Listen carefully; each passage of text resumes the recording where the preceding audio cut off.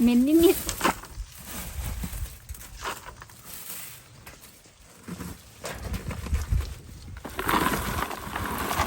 ขี่ไก่เป็นราคาเด้อ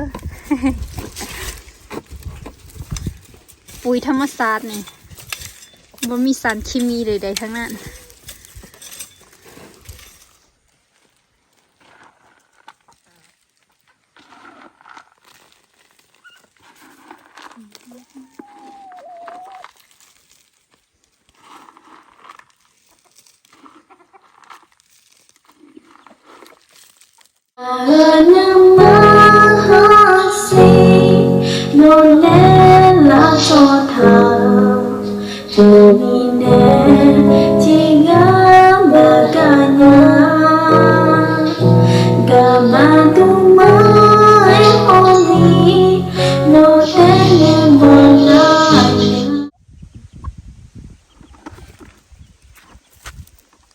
สบายดีทุกคนยินดีต้อนรับทุกคนเข้าสู่ซองอาคายามี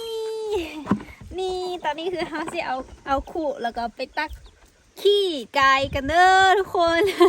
สิมาผสมกับนี่ส่วนที่เขาขุดไว้เขาสิปลูกพักกันเนาะทุกคนสิปลูกผ้าหอมป้อมผ้าหอมยังเลยล่ะยังสิปลูกอยู่นี่เนาะบ่เป็นยำนี่แต่ว่าเขาสิฮดน้ำทุกมื้อให้มันแล้วก็แบบว่าบ่เป็นยำก็แบบได้กินนะเพราะว่าเขาสิใส่ขี้ไก่จะเป็นอย่างก็ปุ๋ยเคาะ มาไปเอาขี้ไก่ที่พูดอันนี้ก็เป็นข้อไก่ของเขาไก่ก่อนนั่งมาแล้ว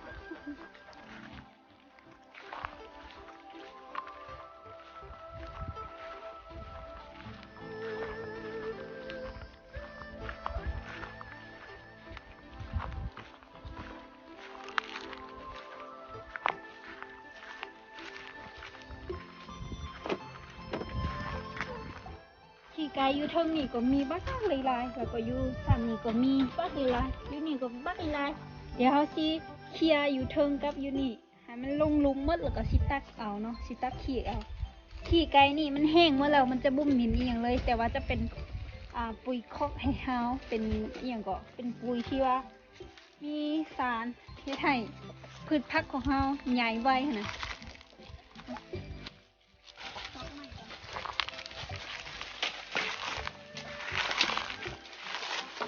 ตัวมดแดงลายมดแดงมดแดง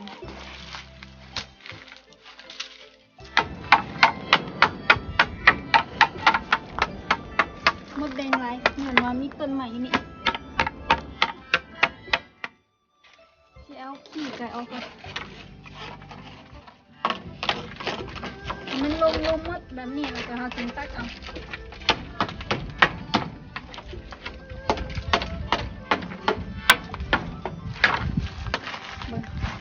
บนมีเครื่องนี้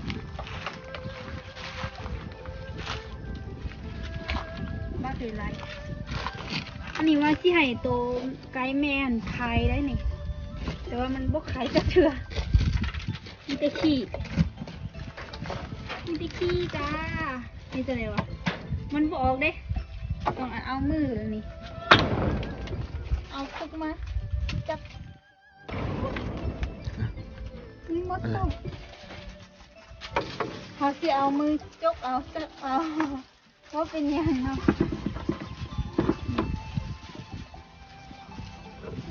นี่งาไม่โผล่เดี๋ยวสิจกเอาขี้มันไปใส่เพราะว่าขี้มันแห้งหมดและเด้ทุกคนโบยเมนว่าเป็นยังเนาะเขาบ่ได้ขี้เดียดมัน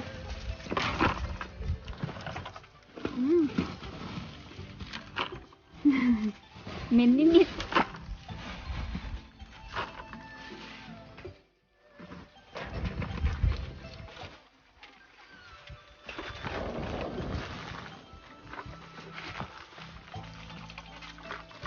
我五级นี่ได้ประมาณนี้เดี๋ยวสิเคลียร์อีนี่ออกก่อนโอ้มีมดแดงนะ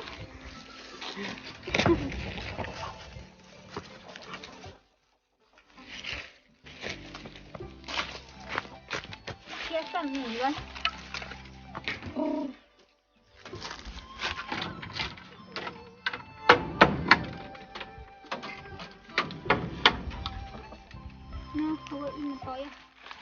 ตอนนี้คือมอบให้น้องไซไปเอาอยู่ใต้นั่นเนาะทุกคนที่เอากระจกเคลียร์ออกมาก่อนที่ตักใส่คู่นี่แล้วก็สิไปผสมกับดินที่เขาสิไปปลูกผักกันเขาคดน้ำใสหรือว่าฝนตกใสมันก็ให้งามขึ้นมาขี่ไก่นี่เป็นปุ๋ยคอกที่แบบว่าเลิศเลยไม่ต้องเอาดินใส่ตักเอาขี่ไก่ก็เป็นประโยชน์หลายเถอะ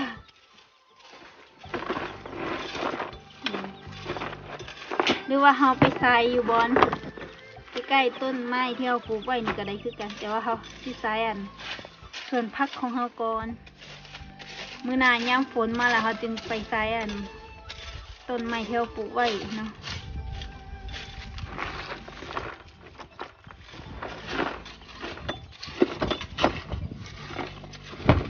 ตักให้มันเต็มเลยทอกไซส์อยู่นี่ไหมให้มันเต็มขี่ไก่เป็นราคาเด้อ ปุ๋ยธรรมศาสตร์นี่บ่มีสารเคมีใดๆทั้งนั้นอยู่สวนนี่ก็แบบไก่ขี่ใส่หมดแล้วถ้าว่าฝนตกนี่สวนอันนี้จะเขียวงามเลยแหละ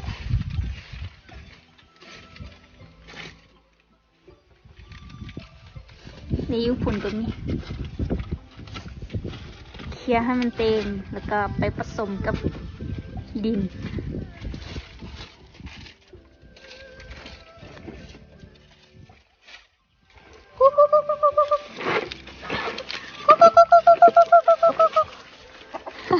ไก่แลนมาหมดบ่มีหยังให้กินกู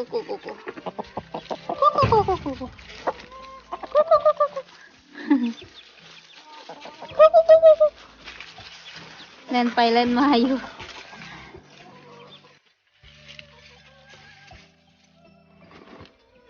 ตักให้เต็มๆแล้วก็ไป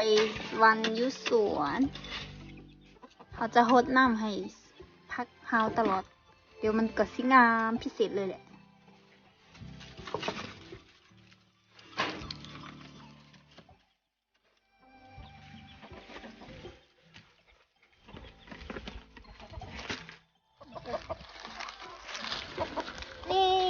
ปุ๋ยคอกของเฮาได้ละเด้อเฮาที่ไปวางยืมในส่วนของเฮา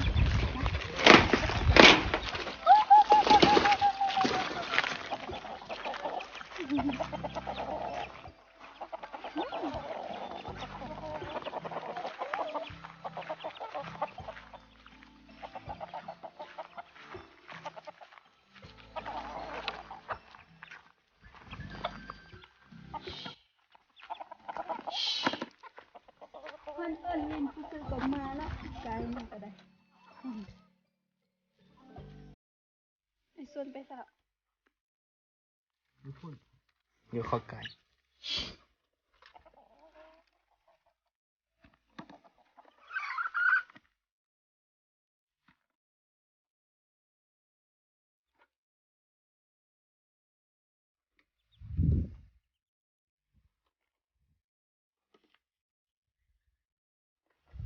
มาแล้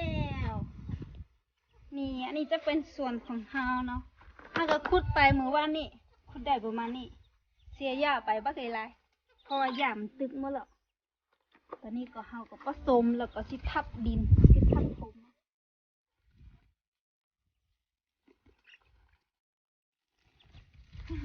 ตัวไก่คิดว่าเฮาให้อาหาร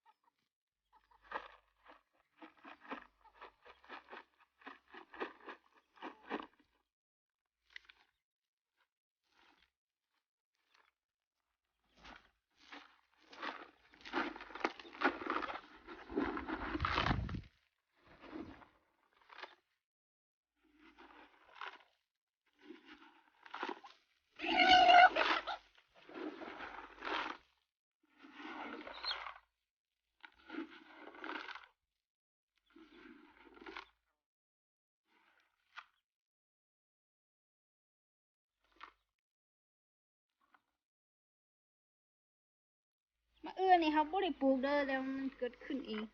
น่าจะแม่นเฮากินแล้วก็ชิมแกนมันจึงเกิดขึ้น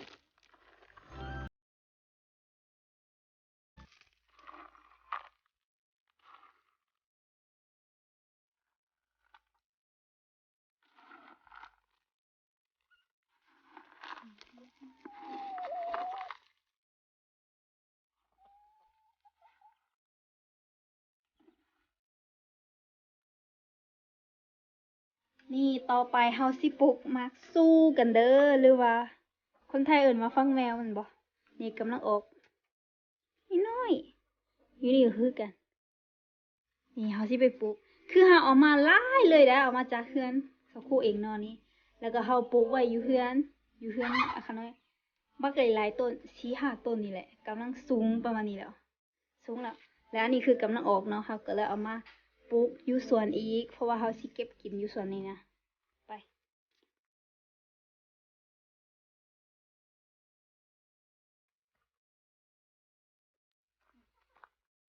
เฮาสิปลูกอยู่แจนี่ เพราะว่าทางพุ่นเฮาสิปลูกผักหอม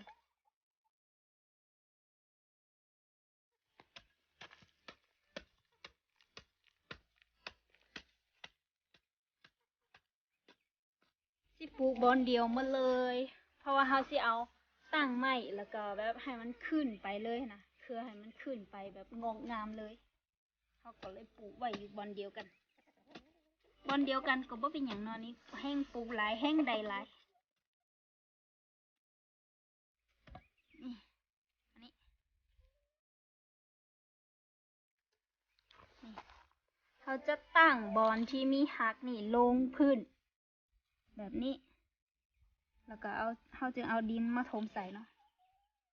นี่ทางนี้เนาะ เพราะว่าทางนี้มันจะออกเครือของมัน แบบนี้ใกล้ๆกัน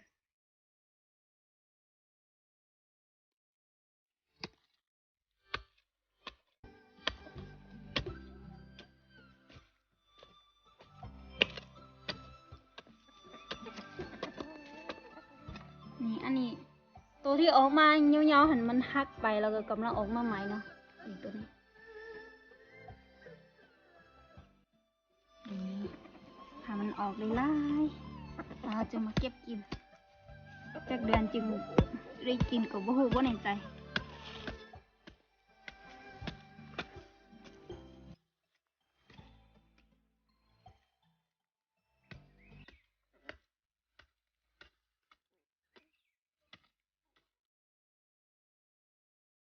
เดี๋ยวสิเอาไม้มาออมอยู่นี่ก่อนเพราะว่าไอ้ส่วนมันมานอนอยู่นี่ฮะนะเพราะว่าอยู่นี่มันดินเย็นมันก็เลยมักมานอนบ่ให้มันนอนแล้วเดี๋ยวนี้สิเอาไม้มาเฮ็ดหัวให้มันแล้วก็สิรดน้ำทุกมื้อเดี๋ยวก็ออก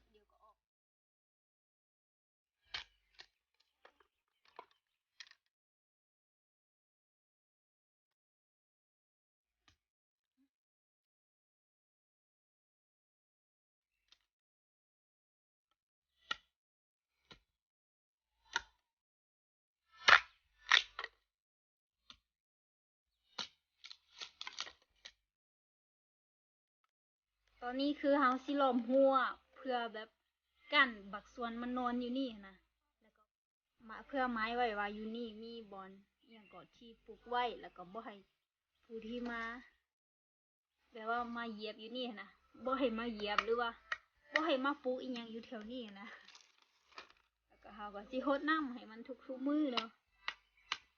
เดี๋ยวติดตามเบิ่งว่าจักมื้อจักเดือนเฮาจะได้กินปลูกไว้ก็บ่เสียหายมานี่ก็ได้กินมักซูไปสวนไปบ้านก็ได้กินคือกันเพราะว่าเขาปลูกไว้แล้ว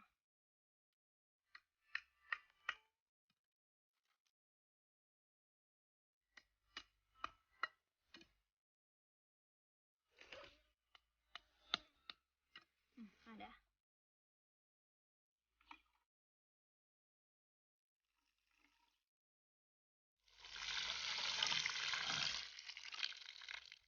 โอเคทุกคนการเฮ็ดปุ๋ยคอกของเฮาก็สำเร็จไปที่เรียบร้อยแล้วเพราะว่าเราจะเอาขี้ กายขนาดว่าเป็นปุ๋ยคอกเนาะทุกคนหวานใส่นี่เมื่อแรกแล้วก็ปลูกมาสู้น้ำนี่ตอนนี้เนาะปลูกไว้จักเดือนจึงได้กิน แต่ว่าได้กินอยู่ดอกเพราะว่าอยู่เฮือนหั่นปลูกไว้ก็ได้กินหลายแล้วกินบ่หมดจนว่าได้ไปแจกให้ชาวบ้านเขาเจ้าปลูกน้ำหั่นน่ะเขาเจ้าก็ได้ปลูกหลายเลยแล้วก็ข่อยก็เอามาอยู่นี่หลายต้นเลยแล้วก็ให้พี่น้องเขาปลูกหลายอันเลยแล้วก็เดี๋ยวนี้อยู่เฮือนก็ย้ายซ้ำนี่แล้วเดี๋ยวอันนี้ก็โคตรน้ำไปเรื่อยๆมันก็สิย้ายมาแบบนี้เนาะโอเคถ้าใครมักชีวิตแบบบ้านแบบนี้ก็อย่าลืมทุกคนกดติดตามให้เด้อเพื่อเป็นกำลังใจในการเฮ็ดคลิปต่อไปคลิปนี้สิลาไปก่อนบ๊ายบาย